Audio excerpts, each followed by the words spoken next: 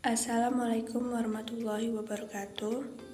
Saya Sanisa Hakim dari kelompok 7 ingin memaparkan sedikit materi kami mengenai budaya dan etika bisnis. Yang dosen pembimbingnya adalah Bapak Ahmad Bu Hamdallah, yang disusun oleh Sanisa Hakim yaitu saya sendiri, Dwi Purwanti Mesas, Ella Prihatini, Siti Herani, dan Widya Febriana. Pertama-tama, kita harus mengetahui apa itu budaya organisasi.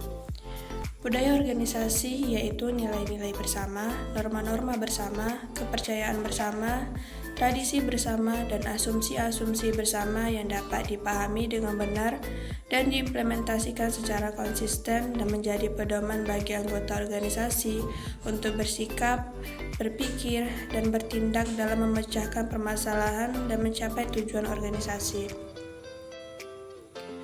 Fungsi budaya organisasi yaitu budaya menciptakan pembedaan yang jelas antara satu organisasi dan yang lain. Budaya membawa satu rasa identitas bagi anggota-anggota organisasi. Budaya mempermudah timbulnya komitmen pada sesuatu yang lebih luas daripada kepentingan diri individual seseorang. Budaya merupakan perekat sosial yang membantu mempersatukan organisasi itu dengan memberikan standar-standar yang tepat untuk dilakukan oleh karyawan. Budaya sebagai mekanisme pembuat makna dan kendali yang memandu dan membentuk sikap serta perilaku karyawan. Selanjutnya adalah manfaat budaya organisasi. Manfaatnya yaitu membatasi peran yang membedakan antara organisasi yang satu dengan organisasi lain karena setiap organisasi mempunyai peran yang berbeda, sehingga perlu memiliki akar budaya yang kuat dalam sistem dan kegiatan yang ada di dalamnya. Menimbulkan rasa memiliki identitas bagi anggota. Dengan budaya yang kuat, anggota organisasi akan merasa memiliki identitas yang merupakan ciri khas organisasinya. Mementingkan tujuan bersama daripada mengutamakan kepentingan individu, menjaga stabilitas organisasi, komponen-komponen organisasi yang direkatkan oleh pemahaman budaya yang sama akan membuat kondisi internal organisasi relatif stabil. Tipe-tipe budaya organisasi. Pertama, budaya kuat dan budaya lemah.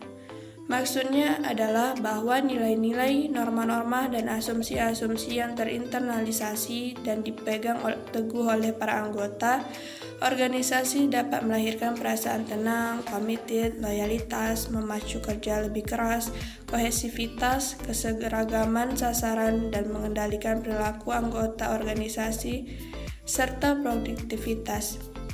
Kedua, budaya yang secara strategis cocok.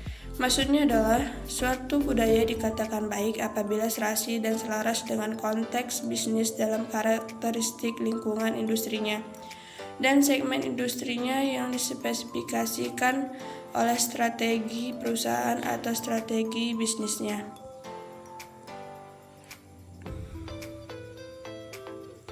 Selanjutnya adalah tipe-tipe budaya organisasi. Yang ketiga adalah budaya yang adaptif dan tidak adaptif. Teori ini mengarahkan budaya organisasi untuk senantiasa bersikap adaptif dan inovatif sesuai dengan perubahan lingkungan yang terjadi.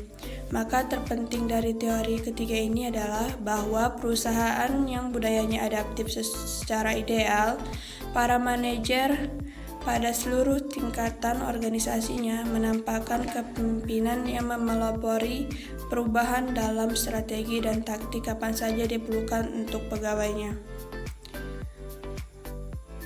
Selanjutnya adalah jenis dan orientasi budaya perusahaan.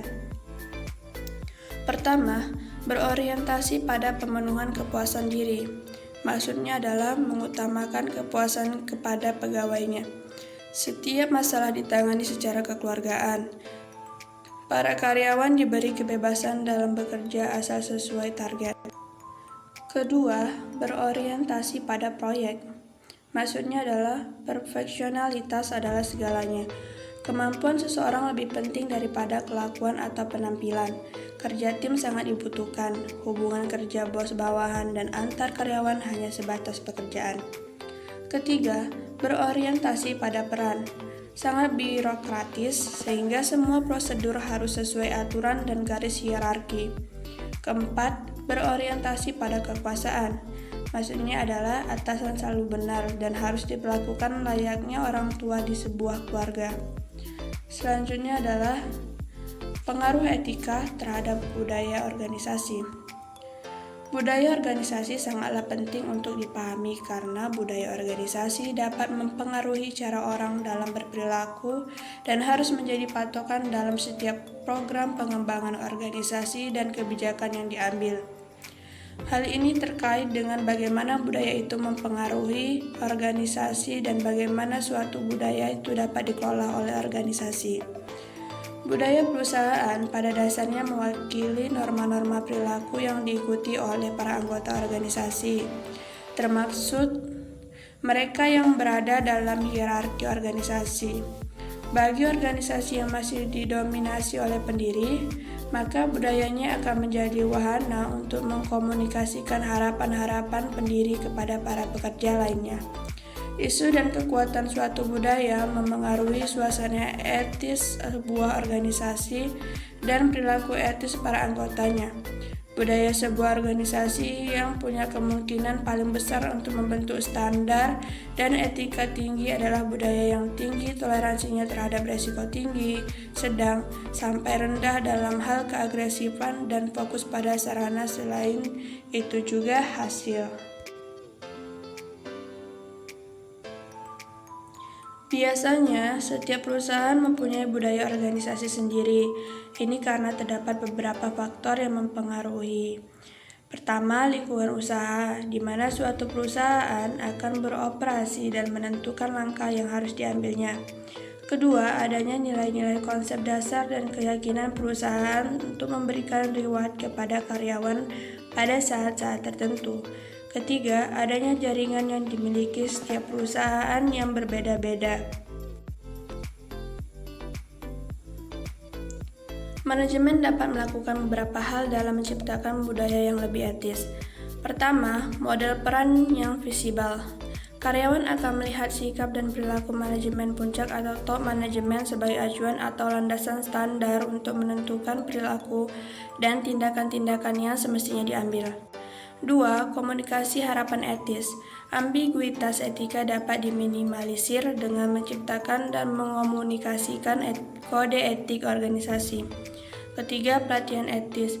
Pelatihan etis digunakan untuk memperkuat standar tuntunan organisasi, menjelaskan praktik yang diperbolehkan dan yang tidak, dan menangani dilema etika yang mungkin muncul.